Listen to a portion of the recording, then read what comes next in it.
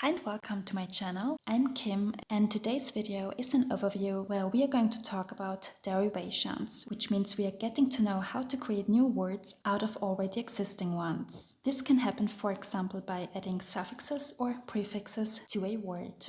Here is one example. We have the word kahvi, which means coffee. Now we add the derivational suffix la to it and we receive kahvila, which means coffee shop. So here the new word kahvila is derived from the word kahvi by adding a suffix. And even though its meaning is still related to the word kahvi, its actual meaning is a different one now. Kahvi, which means coffee, is something we can drink, and kahvila is the place where we go to have a coffee. Most of the time, in order to create a new word, we just need to add the suffix to the stem. However, depending on how a stem is ending, sometimes vowels do change to other vowels before we add a certain suffix. But to keep it simple, I will discuss the formations in a separate video, and today we will only focus on what each of the derivational suffixes actually mean. For better understanding, I also wrote for each suffix a clear and easy understandable definition. This will make learning easier for you.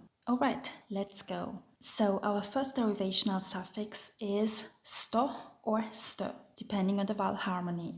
What does the suffix tell us? Nouns, which end in this suffix, do describe collective nouns.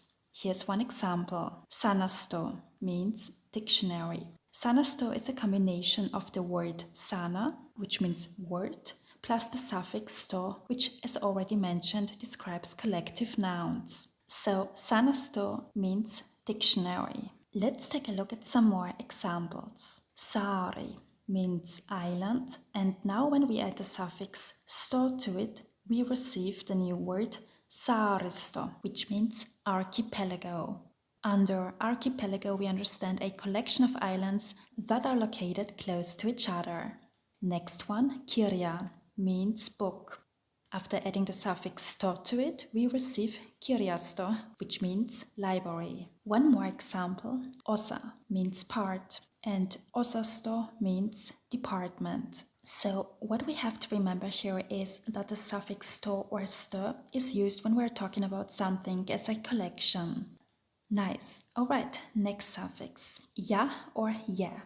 Words ending in ja or ye are agent nouns that are derived from verbs. Here's one example, katsoja, which means viewer. Katsoja is a combination of the verb katsoa, which means to watch, and the suffix ja, which indicates the agent noun. So that means the word katsoja is derived from the verb katsoa. To form this new word, we have to add the suffix ja to the strong stem of the verb katsoa, which is katso. But as already said before, today we are not going to cover the topic of formations. Instead, we are only focusing on what the suffixes are all about and how they can be used. So let's take a look at some more examples. Laula means to sing. After adding the suffix ja to it, we receive laulaja, which means singer. Next one, saada, means to receive. After adding the suffix ja to it, we receive saaja, which means receiver, which is a person who gets something, a person who receives something. One more, lenta, means to fly. After adding the suffix ja, we receive lentäjä, which means pilot. So remember, the suffix ja or ja indicates an agent noun. Next one, the derivational suffix tar. Nouns that are ending in tar indicate a female person. Here is one example. Kuningatar means queen. This is a combination of kuningas, which means king, plus the suffix tar, which indicates that the person is female. So kuningas plus tar is kuningatar, meaning queen. Here are two more examples. Hertua means duke. After adding the suffix tar to it, we receive hertuatar, meaning duchess. Next one, valtias, means lord. When we add the suffix tar to it, we receive valtiatar, which means lady in the sense of a powerful or forceful woman. So remember, the suffix tar indicates a female person. Alright, next one. Words ending in are derived from verbs and they form nouns that usually indicates appliances, tools or machines. Here's one example. Kuivain means drier. Kuivain is a combination of the verb kuivata, which means to dry, and the suffix in, which indicates an appliance. So kuivata plus in is kuivain, meaning drier. Here's some more examples. Keittää means to cook. When we add the suffix into it, we receive keitin, which means cooker. Or for example, paahtaa means to toast. After adding the suffix in, we receive paahtiin, which means toaster. One more example, soittaa. Here means to play. After adding the suffix in, we receive soitin, which means instrument. So here we have to remember nouns ending in indicate an appliance or a tool. Alright, next one, the derivational suffix mo or mö. Words ending in mo or mö are usually derived from verbs and from nouns that indicate a place where an action is being performed. Here is one example. Leipomo means bakery. Leipomo is a combination of the verb leipoa, which means to bake, plus the suffix mo. So leipoa means to bake and leipomo means bakery. Here's some more examples. Katsoa means to watch. After adding the suffix mo to it, we receive katsomo, which means auditorium. Or we also have vuokrata, which means to rent. After adding the suffix mo, we receive vuokraamo, which means rental. So a place where we can rent things. Next one, korjata means to repair. After adding the suffix mo, we receive korjaamo, which means workshop, a place where, for example, a car gets repaired. By the way, if you wonder why in the words korjaamo and vuokraamo are suddenly two A's in a row, it's because the suffix mo gets added to the strong stem of the verb. Now, what do we have to remember here? Nouns ending in mo do express the place where an action is being performed. Alright, next one, isin. Adverbs ending in isin tell us that something happens again and again at a certain time. Here's one example. Syksyisin means every autumn or every fall. It's a combination of the verb syksy, which means autumn, plus the suffix isin. So syksyisin means every autumn. Here's some more examples. Ilta means evening. After adding the suffix isin to it, we receive iltaisin, which means in the evenings. Or keskiviikko means Wednesday. After adding the suffix isin, we receive keskiviikkoisin, meaning on Wednesdays. One more, viikonloppu means weekend, which becomes viikonloppuisin after adding the suffix isin, meaning on weekends. So here we need to remember adverbs ending in isin do express that something happens again and again at a certain time. Next one, tain, or its parallel ending with the vowel ä. So words ending with this suffix are derived from nouns and do form adverbs, which for example express time, a manner, or a position. Let's take a look at one example. Vuosittain means annually or yearly. It's a combination of the word vuosi, which means year, and the suffix tain. So together it is vuosittain, meaning annually or yearly. Let's have some more examples. Kuukausittain means monthly. It's a combination of the verb kuukausi, which means month, and the suffix tain. So as we see here, it's an adverb that expresses time. Here's some more examples with the suffix. Saksalaisittain means in a German way. This adverb describes the manner and it's a combination of the word Saksalainen, which means German, and the suffix tain. One more example. Here we have pitkittain, means lengthwise. It's a combination of pitkä, which means long, plus the suffix. Here the suffix tain gets added to the plural stem, which is why we have pitki plus tain here. So this adverb describes a position or also a direction. Alright, next one. The derivational suffix la or le. Words ending in la or le do express nouns that indicate a place or a farm. This suffix is primarily added to nouns, but it can also appear in a combination with verbs and adjectives. Let's take a look at one example. Kahvila means coffee shop. As already mentioned at the beginning of this video, kahvila is a combination of the word kahvi, which means coffee, and the suffix la. So as we see here, it's an adverb that expresses a place where we can drink coffee. Let's take a look at some more examples. Ravinto means nourishment. Combined with the suffix la, we receive the new word ravintola, which means restaurant. So here the suffix got added to the noun ravinto. Let's take another example where the suffix gets added to a verb. Here we have uimala, which is an outdoor swimming area.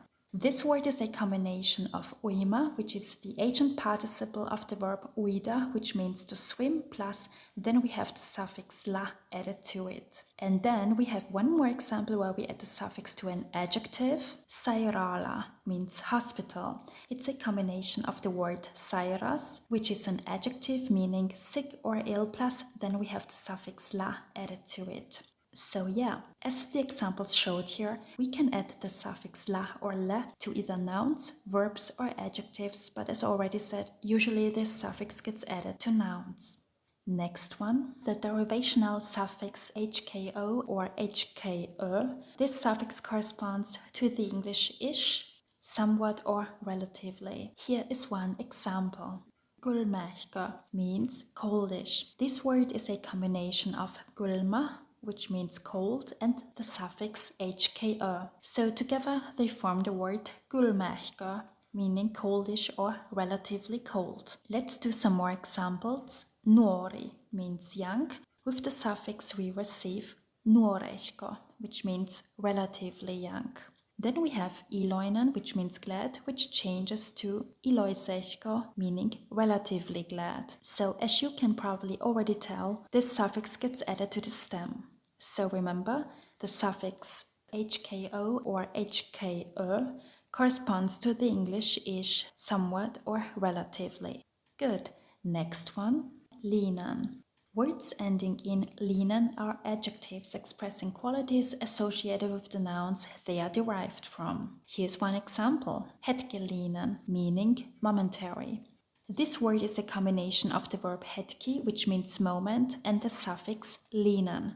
So together they form the word hetkelinen, meaning moment. The suffix linan gets added to the noun stem. Here we have some more examples. Kieli, meaning language. When we add the suffix linen to the strong stem, we receive kielelinen, meaning linguistic. Or nainen, which means woman, changes to naiselinen, which means feminine. Or herkku, which means delicacy, changes to herkullinen, which means delicious. So here we have to remember adjectives ending in linen do express quality. Alright, next one, the suffix nen. Words ending in nen indicate diminutive nouns or do express affection, for example, darling or sweetheart. By the way, diminutive means small, little or tiny. Here's one example.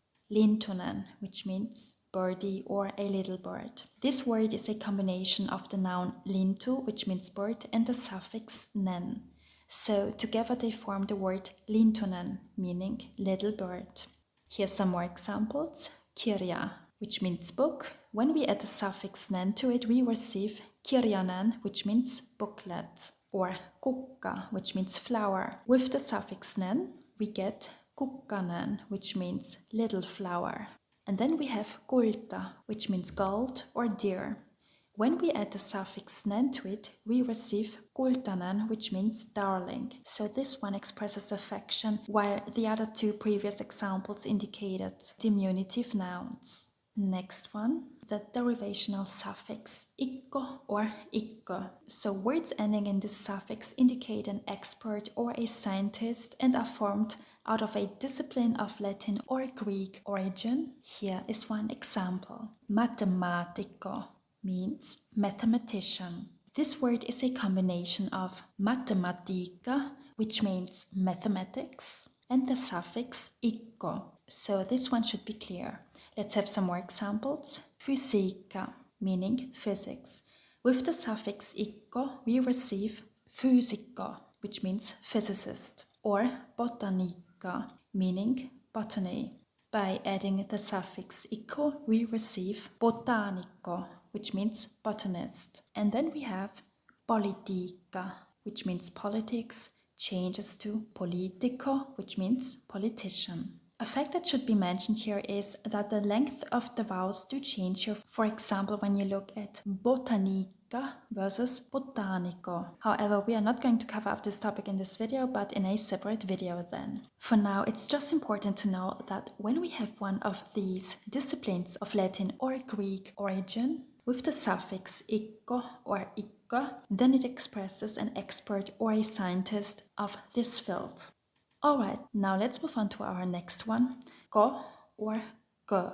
Words ending in this suffix do usually represent collective nouns. This suffix is often used when we want to form a noun that represents a group of something nature-related, often trees or plants, for example, numbers and suffixes that are covered by something. However, also various animals do have the ko or ke in their names. The structure here is very easy. We take the plural stem of the base noun and then we add the suffix ko or ke to it. Let's have a look at one example. Kuusikko, meaning spruce forest. This word is a combination of the word kuusi, which means spruce, and the suffix ko. So the idea here is with kuusi we have one single spruce, but with kuusikko we have a collection of spruces, which we call a spruce forest, or in Finnish, kuusikko.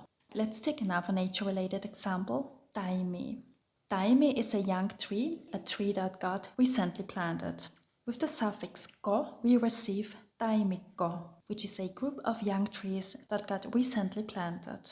Let's take another example related to numbers. Viisi means 5. By adding the suffix ko, we receive viisikko, meaning quintet, a group of 5. 2 more examples.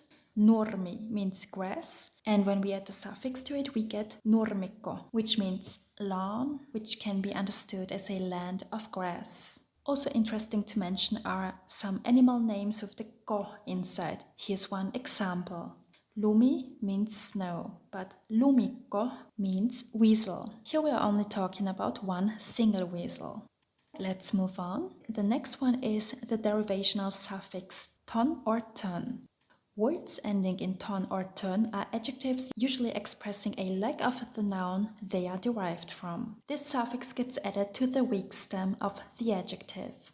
Here's one example. Aiaton means timeless. It's a combination of the word aika, which means time, and the suffix ton, which expresses here a leg of time.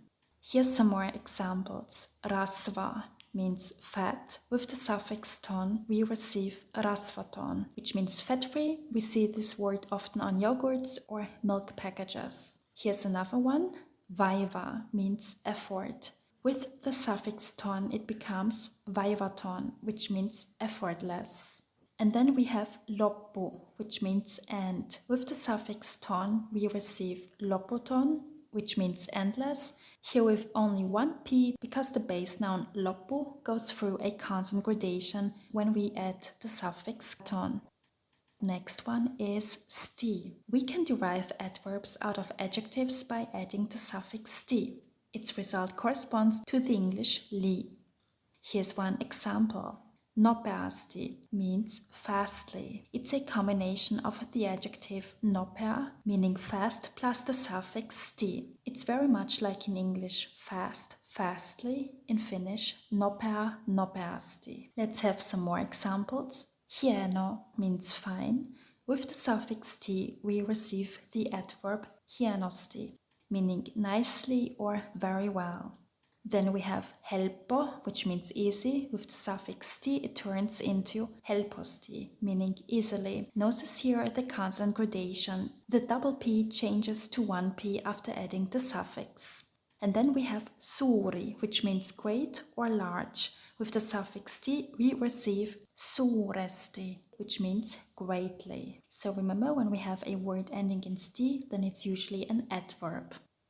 Alright, next one. Words ending in "-leinen". They can either signify an inhabitant of the city or country the suffix is added to, then it is a noun, or something related to a certain place, then it becomes an adjective. The general idea here is to express that something belongs to something, may it be a city or a group, for example.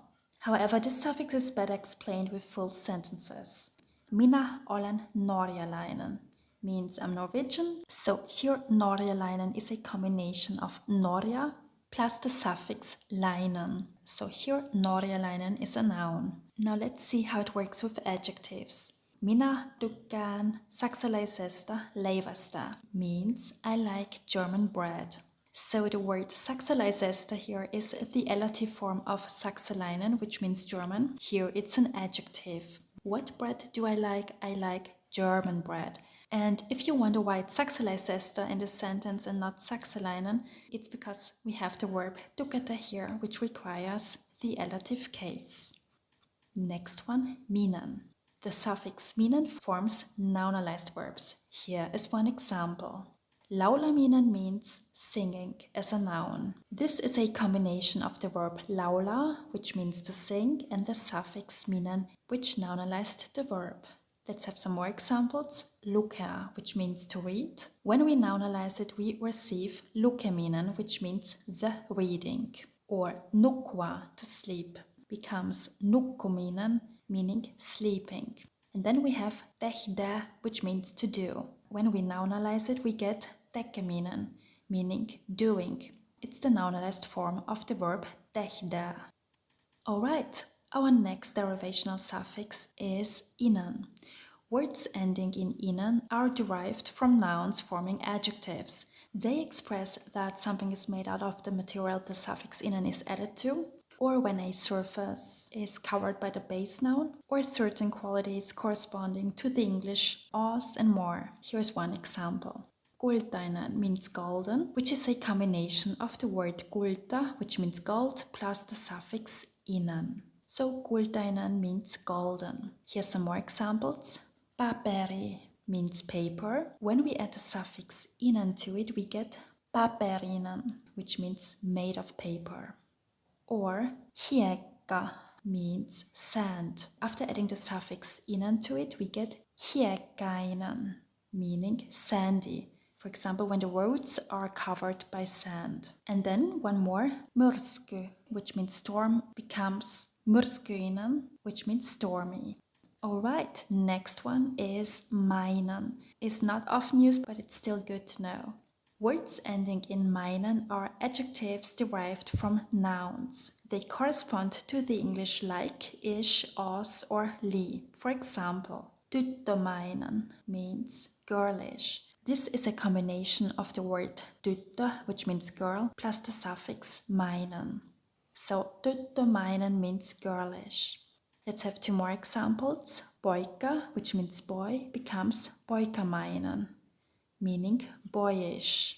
Or herrasmies means gentle, and when we add the suffix mainen to it, we get herrasmiesmainen, which means gentlemanly.